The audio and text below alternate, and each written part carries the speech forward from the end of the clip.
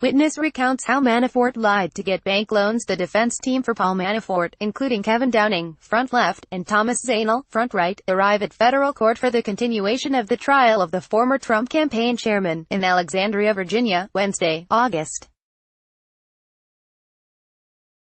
8, 2018. AP photo, Jacqueline Martin, Alexandria, Virginia. AP, after 3 days of dramatic and even salacious testimony in the trial of Paul Manafort, prosecutors on Thursday returned to the nuts and bolts of their case against the former Trump campaign chairman as a witness recounted how he lied to obtain millions of dollars in bank loans. A bank employee told jurors how she discovered discrepancies in the information he put on his loan application, including holes in his claims about a New York City property. Melinda James, a Citizens Bank mortgage loan assistant, testified that Manafort had told the bank that the property would be used as a second residence, but she found it listed as a rental on a real estate website. She said in another instance, Manafort maintained that there were no mortgages on a separate New York property when there actually were. All the while, Manafort signed paperwork indicating he understood that he could face criminal or civil penalties if he lied to the bank.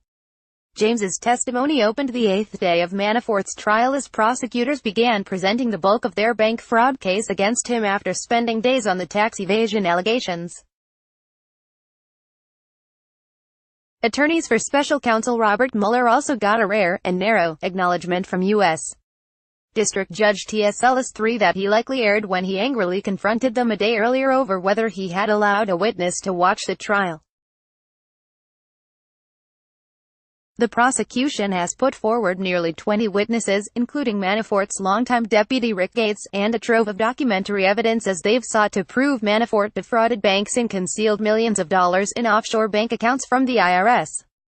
But along the way they've not only faced an aggressive defense team, but a combative relationship with Ellis.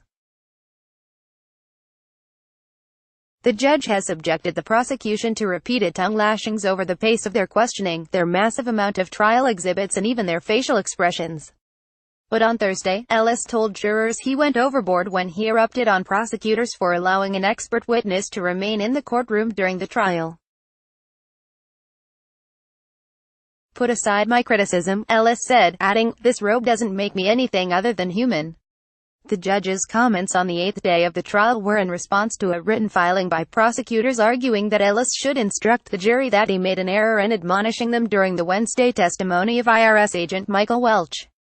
Ellis had heatedly confronted prosecutor Uzo Asoni, saying he hadn't authorized Welch to watch the entirety of the trial. Witnesses are usually excluded from watching unless allowed by the judge. But in their filing, prosecutors attached a transcript showing that in fact Ellis had approved the request a week before. They said his outburst prejudiced the jury by suggesting they had acted improperly and could undermine Welch's testimony. Welch had told jurors that Manafort didn't report at least $16 million on his tax returns between 2010 and 2014. He also said Manafort should have reported multiple foreign bank accounts to the IRS in those years. Prosecutors had asked Ellis to instruct the jury that they hadn't done anything improper in an attempt to repair any unfair prejudice. Ellis has repeatedly tussled with prosecutors, interrupting them and pressuring them to hurry through their case. He poked fun at himself Wednesday as he haggled with attorneys over the number and type of charts prosecutors could present during the testimony of the accountant. "Judges should be patient. They made a mistake when they confirmed me. I'm not very patient, so don't try my patience," Ellis said. Ellis' comment came after a dramatic 3 days in which Gates, Manafort's protege, implicated his former boss in a years-long financial scheme while also enduring stinging attacks on his character and credibility.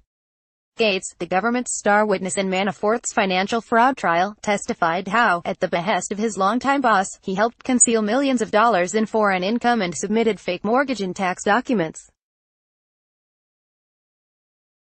Defense lawyers have painted Gates as a liar, embezzler and philanderer, getting him to acknowledge an extramarital affair and reminding jurors how he falsified hundreds of thousands of dollars in expense reports. The testimony, stretching across 3 days, created an extraordinary courtroom showdown between the two former Trump campaign aides who were indicted together. Manafort opted for trial, while Gates pleaded guilty and agreed to testify against his former boss. Neither man was charged in connection with their Trump campaign work, but the trial has nonetheless been closely watched by a president who insists Manafort was treated shabbily and who continues to fume publicly about Mueller's investigation into potential ties between his associates and the Kremlin. Associated Press writer Matthew Barakat contributed to this report. Copyright 2018 The Associated Press. All rights reserved. This material may not be published, broadcast, written or redistributed.